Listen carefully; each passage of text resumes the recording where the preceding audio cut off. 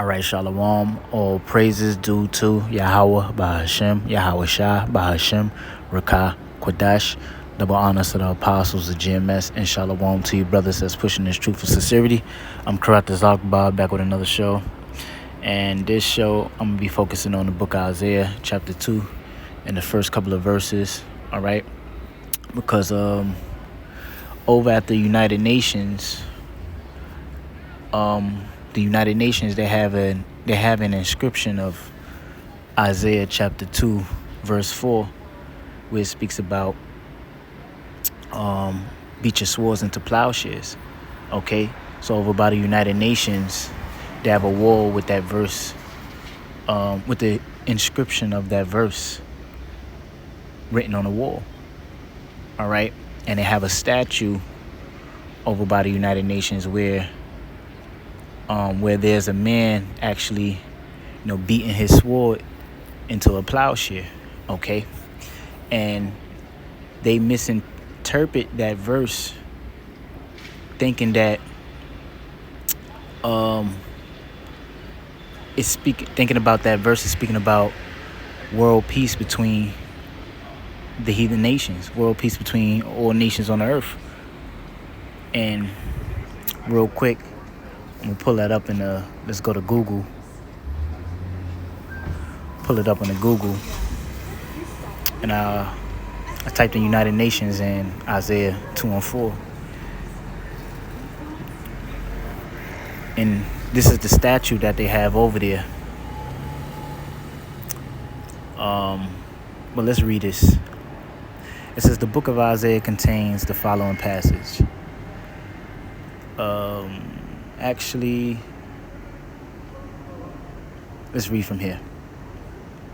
It says, the verse reads, and he shall judge among the nations, and shall rebuke many people, and they shall beat their swords into plowshares, and their spears into pruning hooks. It says, nation shall not lift up against nation. Nation shall not lift up sword against nation, neither shall they learn war anymore. Now, they further try to explain it here. It says the phrase beat their swords into plowshares mean that a period of peace has begun and conflict between groups has ended. Some say that the verse demonstrates the influence of Isaiah's oracle of peace on the UN's efforts to achieve global peace. Right, so this is how they interpret that verse, okay?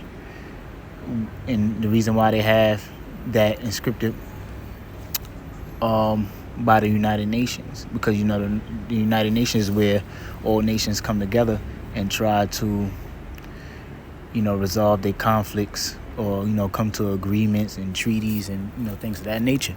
But they misinterpret this verse right here, okay? Because this verse does not mean peace between all these peace between these nations. The actual verse goes into what? Slavery, okay? Meaning that these nations will be put into slavery. And we're going to pull it up. We're going to pull it up in Isaiah, the 2nd chapter, and we're going to go into it. So let's read. This is Isaiah chapter 2, verse 1. It says, the word of the Lord, the word of Isaiah, the son of Amos, saw concerning Judah and Jerusalem. And it reads, in Judah and Jerusalem, what? The southern kingdom and the northern kingdom. All right, so representing all Israel together, both kingdoms. It says, and it shall come to pass in the last days that the mountain of the Lord's house shall be established in the top of the mountains. Yeah, that's right. So the mountain of the Lord's house shall be established in the top of the mountains. And what's the mountains represent? The mountains represents governments. All right. The mountains represents governments. And the mountain of the Lord is what's going to be established. And the mountain of the Lord is referring to the nation of Israel. All right.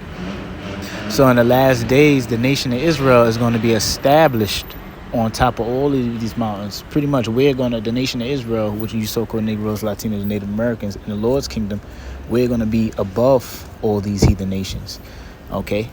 Because as you see with the United Nations, you don't see our people, you so-called Negroes, Latinos, and Native Americans have any kind of seating in there, and in that assembly.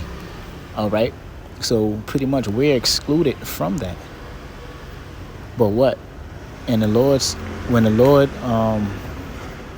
when Yahweh Shah comes back, he's going to establish us back in rulership where we belong over these heathen nations. So it reads, where I left off. And it says, and shall be exalted above the hills, and all nations shall flow unto it, and many people shall go and say, come ye, let us go up to the mountain of the Lord, to the house of the God of Jacob, and he will teach us his ways, and we will walk in his paths. Out of Zion shall go forth the Lord, and the word of the Lord from Jerusalem. That's right. So when the Lord's kingdom is established, these nations are going to have to follow the law, statutes, and commandments of the Most High. They're going to have to follow the righteousness of Yahweh B'Shem Yahweh Shah. All right? Because what? These nations, they're not going to be following their own ways anymore. They're not going to be following their own heathenistic ways and worshiping their pagan gods, all right, and doing all kind of abominations anymore. They're going to be forced to follow the law, statutes, and commandments of Yahweh B'Shem Yahweh Shah. All right? So it says, I read that verse again. It says, and many people shall go and say, come ye, and let us go up to the mountain of the Lord, to the house of the God of Jacob, and he will teach us his ways, and we will walk in his paths. For out of Zion shall go forth the law, and the words of the Lord from Jerusalem. Yeah, so these nations are going to have to follow the law, statutes, commandments of Yahweh B'Shem Yahweh Shah, and it's going to be enforced on them. Okay? Now, let's read verse 4, and it says, and he shall judge among the nations, and shall rebuke many people. Yeah, so the Lord, he's going to judge amongst these nations and rebuke, correction, man. And these nations, they're going to be corrected by these, law, statutes, commandments. The Most High is going to bring judgment upon them. And it says, and they shall beat their swords into plowshares, and their spears into pruning hooks. Yeah, that's right. So they should beat their swords into plowshares and their spears into pruning hooks. All right, and we know that a sword and spears are weapons of war. Okay, but they should beat their weapons of war into plowshares, their swords into plowshares, and their spears into pruning hooks. And we know a plowshare and a pruning hook, those are farming tools. Okay, instruments for agriculture. So these nations, they're pretty much, well, let's finish reading the verse, then we break it down. It says, nation shall not lift up sword against nation, neither shall they learn war anymore. Yeah, that's right. So that's what it means. So these nations, they're not going to know war anymore. Why? Because their weapons first of all, their weapons is going to be destroyed, and that's in Ezekiel the 39th chapter, which we're going to get. But what the verse is saying is that these nations, they're not going to have any power anymore, and leaning on their weapons of war anymore. Their tools will be turned into instruments of agriculture, meaning they're going to be put into slavery. They're going to have to work. Okay, they're going to have to work. That's what it's basically saying. Now you have this image right here with the statue of a man actually beating a sword into a plowshare. Okay, which they have over there by the United Nations. But they're misinterpreting the verse. So the nations, they're pretty much, their tools is gonna be for working. Cause in the kingdom of the Most High, they're gonna have to what? What they're gonna have to do? They're gonna have to build up our kingdom. All right. So they're gonna have to build up our kingdom. And how they gonna do that? By work, by slavery, hard labor. So that's what the verse is actually talking about. Hard labor that these nations are gonna have to do. Okay? And they're not gonna learn war anymore. Why? Because they're gonna be subdued. They're gonna be subdued by Yahweh Shah when he comes back. Yahweh Shah, he's gonna subdue these nations and put these nations under his feet. You know, the scriptures speak about how the Lord come back, how he's gonna have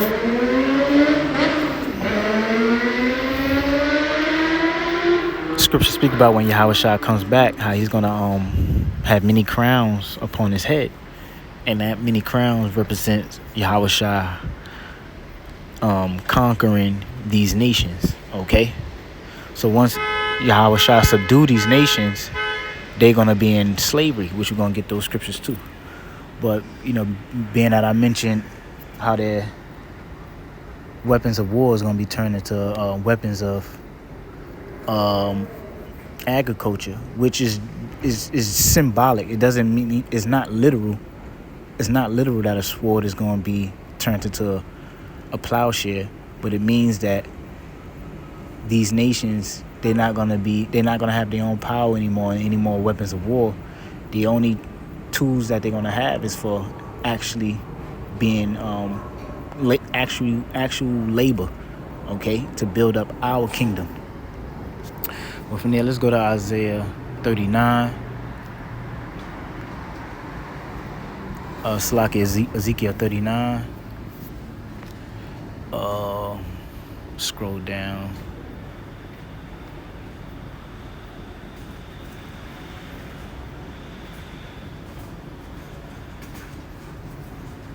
Okay.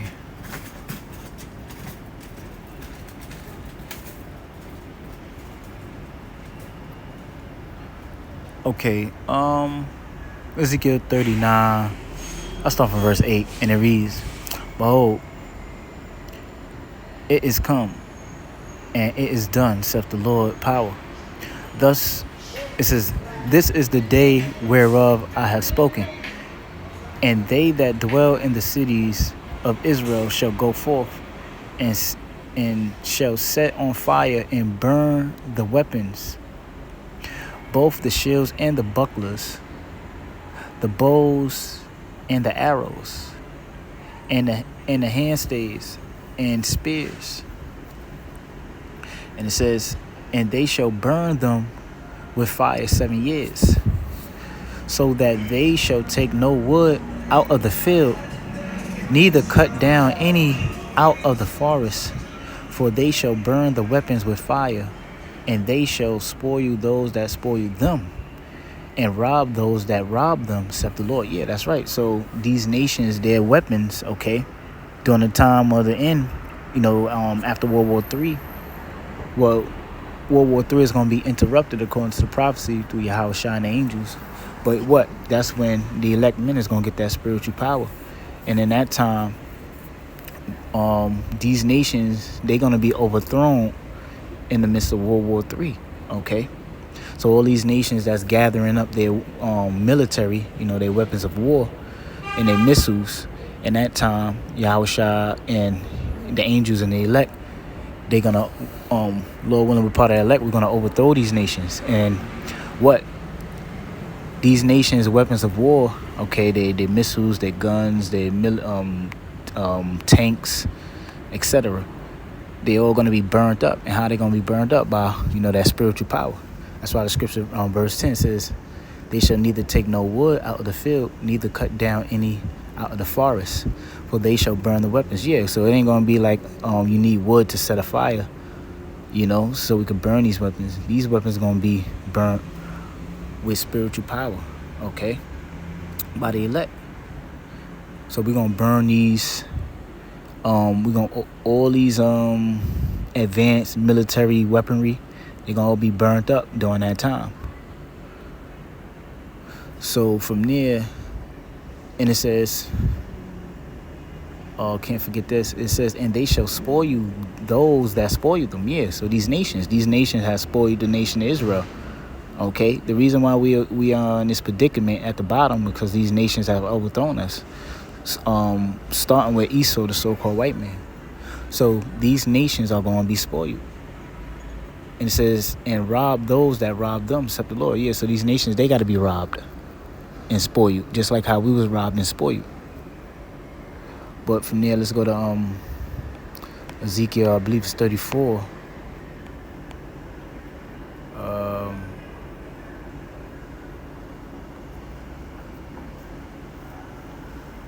Is it Ezekiel?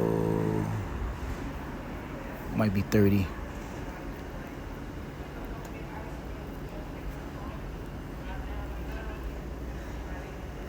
Slacky, I forget where the scripture is at.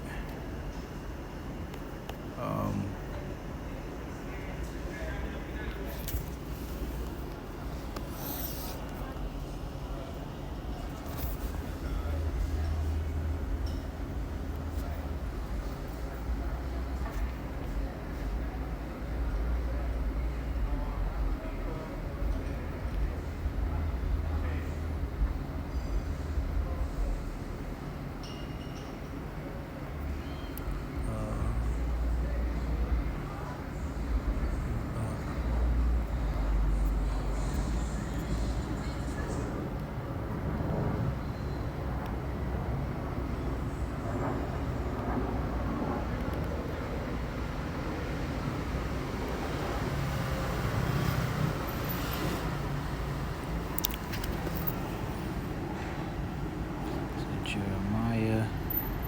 Okay, Slacky, I was in the wrong book. It's Jeremiah 30.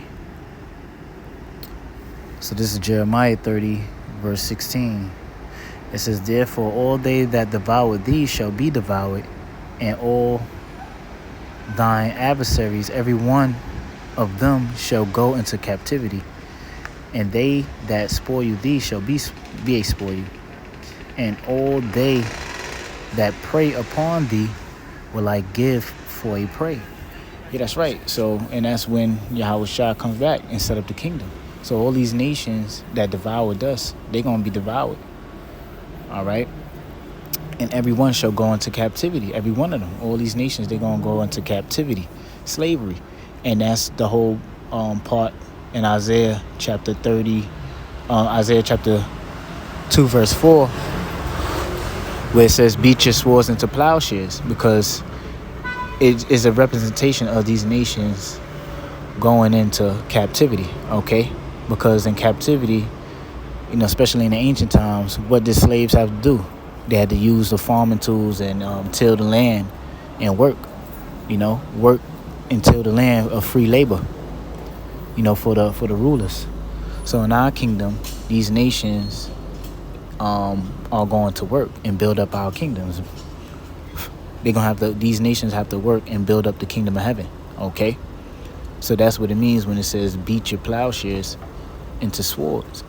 And these nations are not going to know war anymore. So it ain't going to be no more fighting for the position of power, because what? Yahweh Shah, he's going to come back and conquer these nations and put them all in subjection, put them all into captivity under the nation of Israel, all right? So, with that, I'm going to say all praises due to Yahweh, Bahashem, Yahweh Shah, Bahashem, Rakah, Kodash, double honors to the apostles of GMS, and Shalom to the elect. Shalom.